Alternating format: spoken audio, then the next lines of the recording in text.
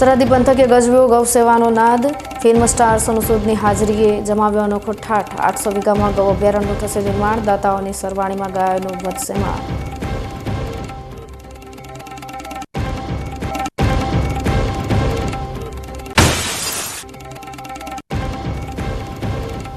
હકના માર્ગ માટે ખેડૂતોનો હુંકાર। રેલવેના પાટા પર ઉતરવા તૈયાર અન્નદાતા।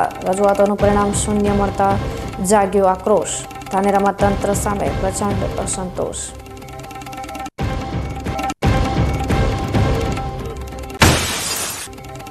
પારો ગગડી -5 પહોંચતા આબુમાં જામ્યો બરફ। પ્રકૃતિના શ્વેત શૃંગારે હિલ સ્ટેશનને બનાવ્યું મિની કાશ્મીર। સુસવાટા મારતા પવનો વચ્ચે તાપણાનો સહારો। કાતિલ ઠંડીના પ્રકોપ વચ્ચે પર્યટકોએ માણ્યો લાલ ગુલાબી નજારો।